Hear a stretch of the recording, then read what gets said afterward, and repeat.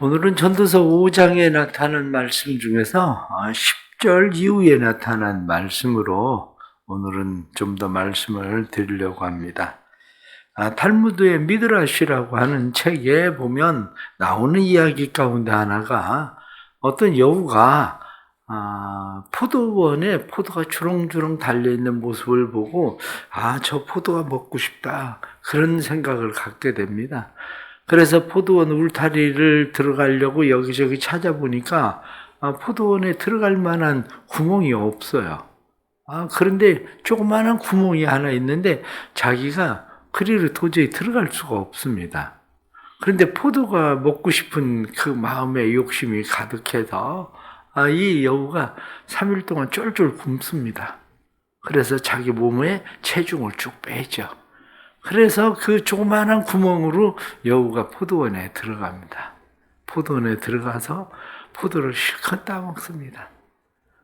그리고 나서 나오려고 하니까 도저히 나올 수가 없어요. 그래가지고 3일 동안 또 도로 쫄쫄 굶고 그리고 도로 기어나왔다. 그런 이야기입니다. 인생이라는 게 그렇다는 거야. 사람들이 욕심을 가지고 욕심껏 무엇을 채워보지만 그 욕심이라고 하는 것이 인간에겐 겨우 욕심껏 그것을 채우기 위해서 3일 동안 쫄쫄 굶고 또 그리고 채웠다고 생각을 하지만 3일 동안 또 쫄쫄 굶고 나오는 것에 불과하다. 그런 이야기를 하는 거죠. 의외로 많은 사람들이 사실은 인생을 그렇게 살아갑니다. 그런데 우리는 그런 인생을 굉장히 부러워하는 거죠.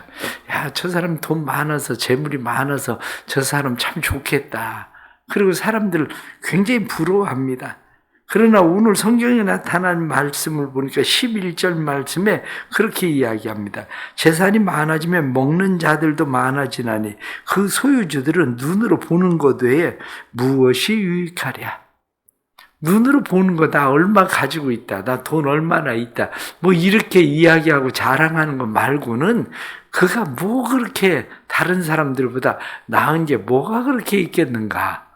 이렇게 눈으로 보는 것 외에는 만족함이 없다. 그렇게 이야기합니다. 그런데 오늘 성경은 더 그것을 이야기하는 것이 13절 말씀에 내가 해 아래서 큰 패단되는 일이 있는 것을 보았나니 곧 소유주가 재물을 자기에게 해가 되도록 소유하는 것이다. 재물을 해가 되도록 소유한다. 성경 말씀에 그렇게 되어 있습니다. 해가 되도록 소유하는 것을 뭐라고 되어 있냐면 패단, 그렇게 되어 있습니다. 내가 해 아래서 큰 패단되는 것. 이 패단이라고 되는 말은 어떤 행동이나 일에서 나타나는 부정적인 현상이나 해로운 요소.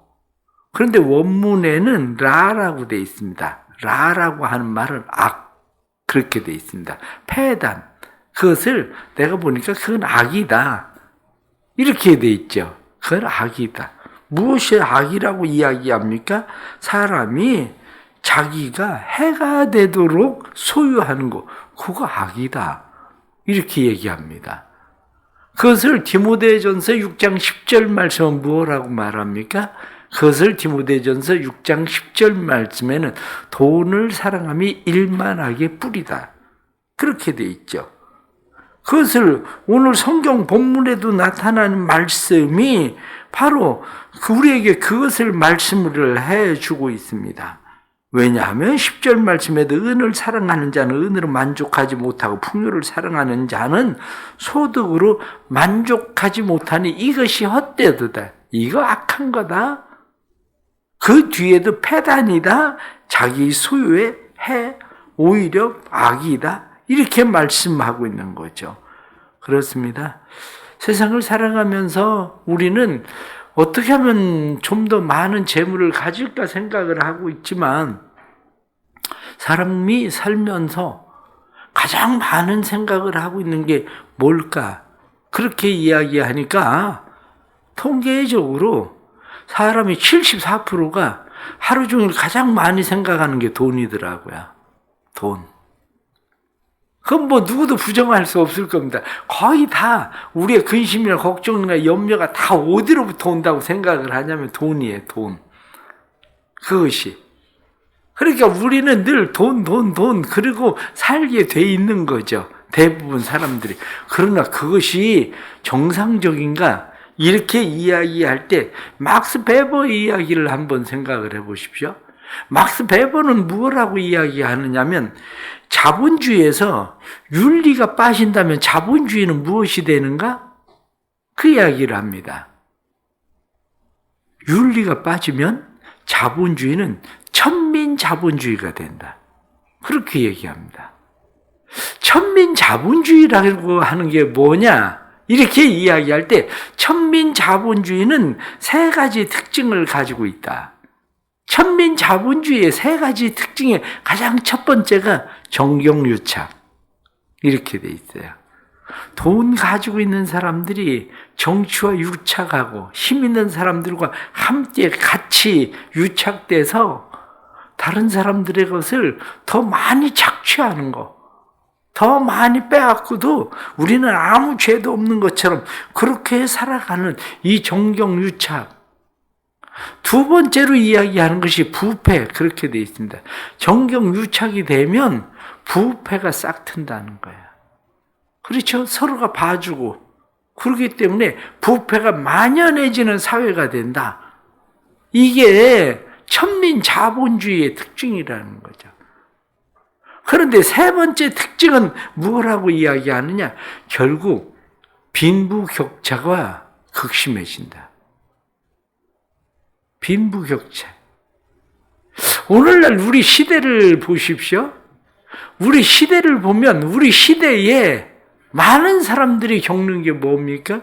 빈부격차거든요. 빈부격차. 가진 사람은 너무 많이 가지고 있고 없는 사람은 너무 없고. 저 북한에서 그 38선을 넘어와서 귀순한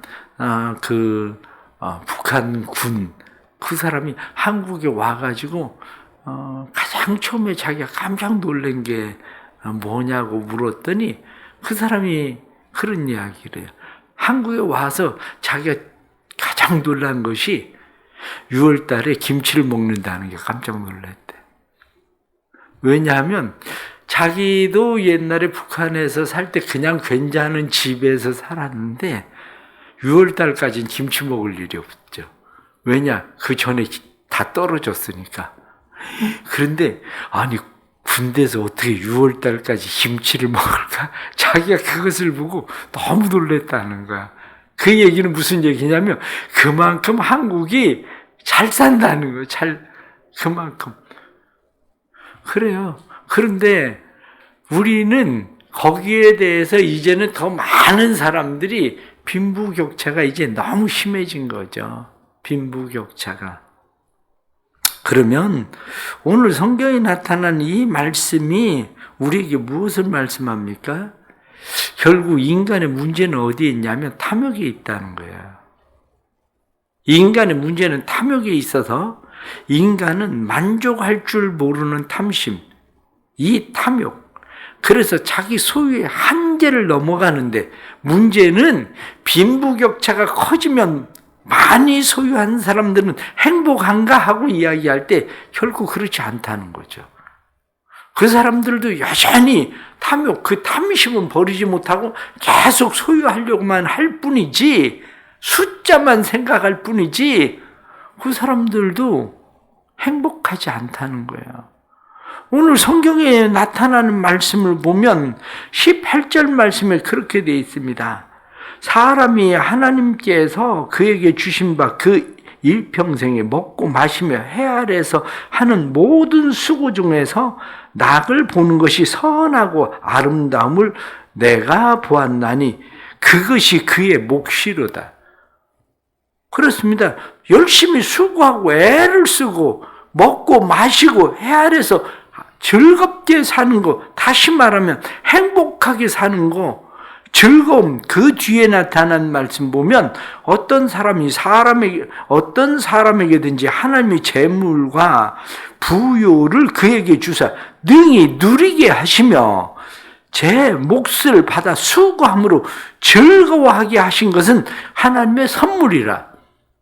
사람들은 하나님의 주시는 선물을 누리는 게 아니라 사람들은 하나님의 주시는 선물보다 더 많은 욕심을 내고 살아가고 있는데 그 욕심과 그 사람들이 탐심을 가지고 있는 것을 조금 전에 말씀드린 디모데전서 6장에 나타난 말씀은 무엇라고 그것을 이야기합니까? 그것이 믿음에서 떠나서 결국에는 근심으로 자기를 찔렀다. 이렇게 말씀하죠.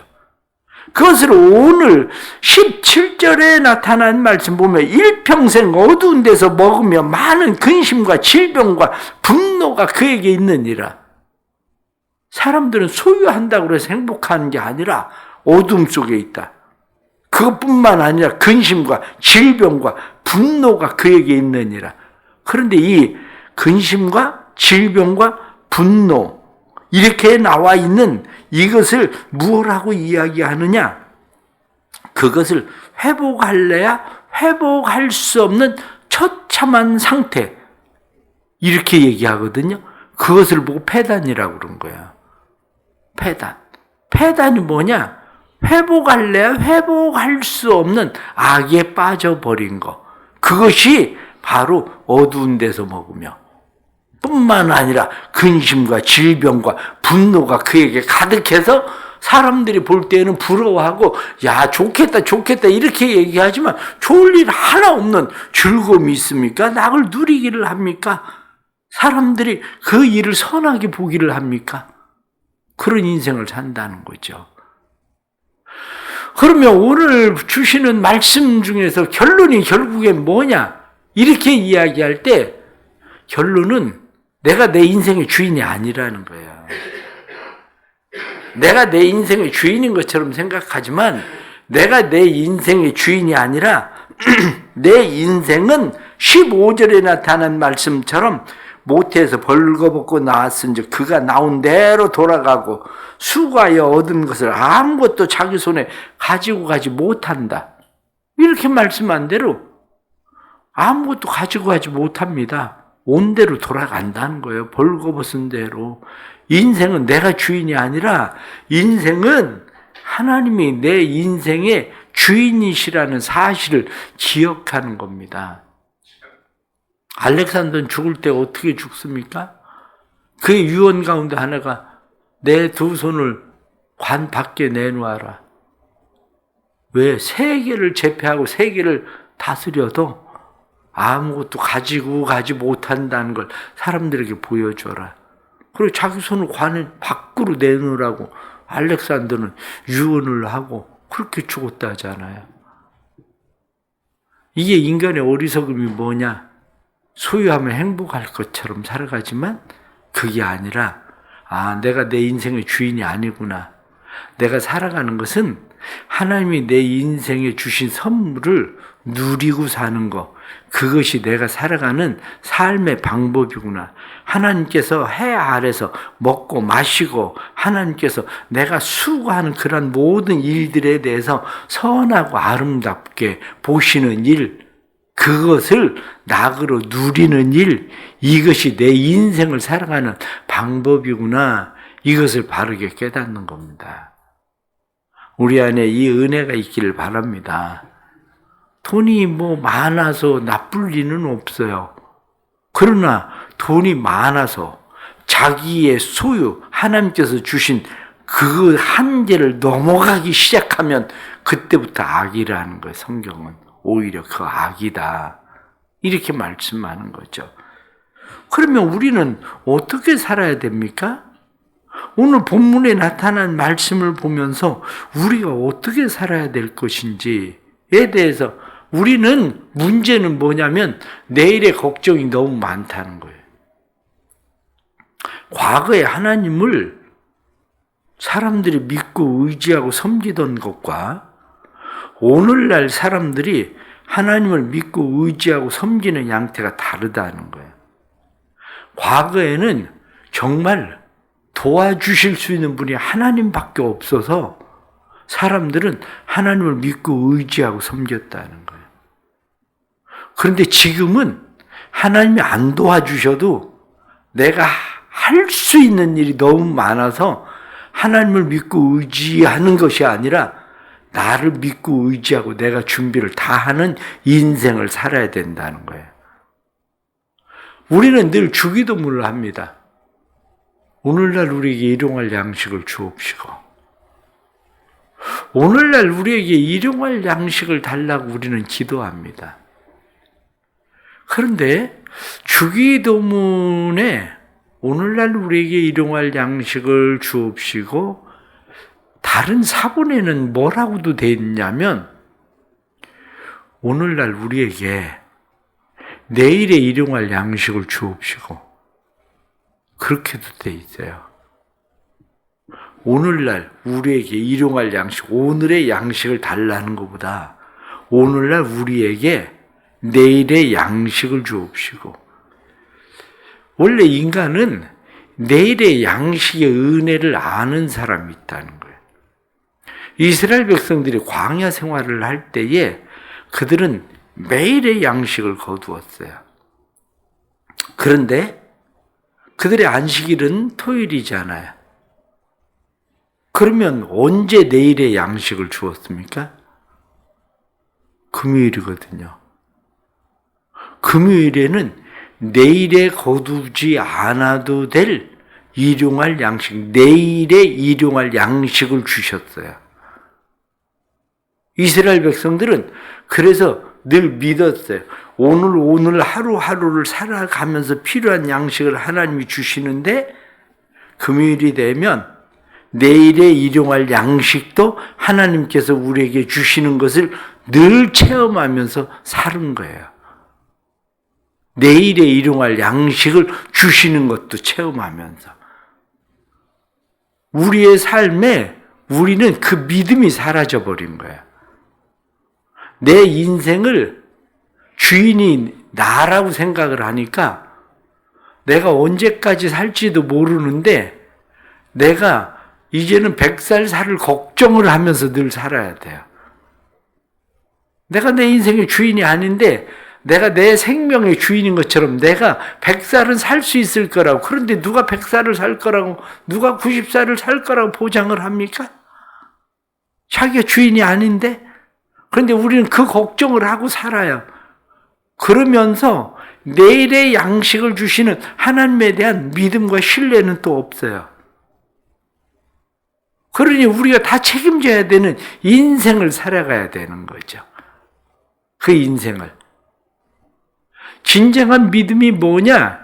이렇게 이야기할 때 진짜 믿음은 내가 내 삶의 주인이 아니고 하나님은 우리의 삶에 오늘 우리에게 일용할 양식을 주실 뿐만 아니라 내일에 일용할 양식을 주시는 분이 하나님이시라는 것을 믿는 거라는 거예요. 내일에 일용할 양식이 뭐냐? 그것을 요한복음 6장에 나타난 말씀은 생명의 떡에 대한 이야기를 해요. 너희가 광야에서 만나를 먹고 살았지만 너희가 내가 주는 생명의 떡을 먹으면서 살아야 된다. 생명의 떡은 무엇입니까? 예수 그리스도거든요. 예수 그리스도는 누구냐? 예수 그리스도는 우리의 생명의 떡. 다시 말하면 예수 그리스도는 안식일에 이스라엘 백성들에게 금요일에 내일의 양식을 주셔서 그 양식을 먹고 살던 것이 예수 그리스도로, 다시 말하면 우리의 내일의 근심과 걱정과 염려를 우리가 담당해 주시는 분이 누구냐면 예수 그리스도라는 것을 믿고 사는 믿음이라는 거예요. 그게. 그런데 우리는 진짜 예수를 믿는다 이렇게 이야기하면서 그분이 우리의 삶을 그렇게 책임져 주신다는 믿음을 가지고 살지 않는다는 거야. 그 믿음이 아니라 그건 내가 걱정하고 염려하고 수고하고 그래서 다 준비해 놓고 살아야 된다고 생각하는 거죠. 하지만 오늘 성경에 나타나는 말씀을 보십시오. 14절 말씀 보면 그 재물이 재난을 당할 때에 없어지나니 비록 아들은 낳았으나 그 손에 아무것도 없느니라. 재난을 당하면 그 손에 무엇을 벌어놓은 것처럼 생각하는데 아무것도 없다는 거예요. 갈 때도 아무것도 가지고 가지 못하지만 심지어는 자기 자녀들에게 아들을 낳아도 줄 것조차도 없는 인생이 된다는 거예요. 그게 결국 하나님의 손에 있는 거예요. 하나님의 손에. 예수를 믿는다는 것은 우리의 삶이 전적으로 우리의 생명의 떡이신 예수 그리스도 그분을 믿고 의지하고 그분이 우리의 삶을 책임지신다는 믿음, 천국에 들어가는 것만 아니라 이 땅에 살아가는 동안에도 책임지신다는 것을 믿는 거예요. 우리가 좋아하는 성경 말씀 가운데 하나가 시편 23편이거든요. 시편 23편에 나타난 말씀 가운데 원수의 목전에서 우리에게 상을 베푸신다. 원수의 목전에서 상을 베푼다는 상이라는 것이 식탁이란 말이에요. 원수의 목전에서도 하나님은 우리에게 식탁을 베푸신다. 하나님이 우리에게 식탁을 베푸신다는 이야기는 무슨 이야기입니까? 하나님이 가족을 이야기하는 거예요. 가족. 너는 나하고 가족이야. 그런데 이 가족 식탁에 함께 모여 앉아 있는 사람은 단순한 가족을 이야기하는 것만이 아닙니다. 가족은 관계를 이야기하거든요. 관계를 이야기한다는 것은 무슨 얘기냐면 보호와 책임에 대한 이야기예요. 내가 보호한다, 내가 책임진다. 보호와 책임. 성경 우리에게 지속적으로 말씀하고 있는 게 무엇입니까? 예수를 믿으면 하나님의 자녀가 되는 권세를 주신다. 자녀가 되는 권세를 주신다는 말씀은 보호하고 책임지신다는 거거든요. 내 식탁에 너는 함께 앉는, 내가 보호하고 내가 책임지는 내 가족이야. 그렇게 말하는 거죠. 세상 살면서 우리는 사실 걱정이 많습니다. 왜? 돈 때문에. 그러나 그는 자기의 생명의 나를 깊이 생각하지 아니하리니 이는 하나님이 그의 마음에 기뻐하는 것으로 응답하심이라. 이렇게 말한 것처럼 세상에 그렇게 근심하고 걱정하고 염려하고 어둠 가운데서 먹고 사는 게 아니라 하나님의 가족으로서 하나님을 믿고 의지하고 신뢰함으로 오늘의 양식뿐만 아니라 내일의 양식도 하나님께서 안식일을 위하여 우리에게 주시는 것처럼 이스라엘 백성들이 주시던 것처럼 우리에게도 주신다는 것을 믿고 살아가는 것이라는 거예요. 우리에게 이 은혜가 있기를 축복합니다. 그래서 오늘 하루를 살아가면서도 근심과 걱정과 염려가 자기를 찌르는 삶이 아니라 하나님의 주신 은혜를 누리며 그 낙을 누리며 살아가는 하루가 될 수 있기를 축복합니다. 기도하겠습니다. 하나님 아버지, 마치 내가 내 인생의 주인인 것처럼 생각하고 살아갑니다. 저것을 먹으면 정말 좋겠다 생각해서 여우가 쫄쫄 굶고 그리고 포도원에 들어가서 포도를 먹지만 다시 3일 동안 쫄쫄 굶어야 나오는 것처럼 우리의 인생이 결국 그러한 것인데 우리의 어리석음은 늘 깨닫지 못하고 우리의 하나님께서 주신 분복 이상으로 때로는 많은 욕심을 부리면서 살면서 우리는 어두움 속에서 먹으며 근심과 걱정과 염려로 우리를 찌르는 그러한 삶을 살아갑니다. 돈을 사랑하며 일만하게 뿌리가 된다. 그것이 악이다. 그렇게 성경에 말씀한 것처럼 저희들의 삶에 믿음에서 떠나 근심으로 자기를 찔렀다. 성경에 말씀한 대로 하나님을 믿는 믿음에서 떠나서 우리는 너무 많은 근심으로 우리를 찌르며 살아갑니다. 참된 지혜를 주옵소서. 하나님이 우리 아버지이심을 믿는 지혜를 주옵소서. 예수님이 우리의 생명의 떡이심을 확신하는 지혜를 주옵소서.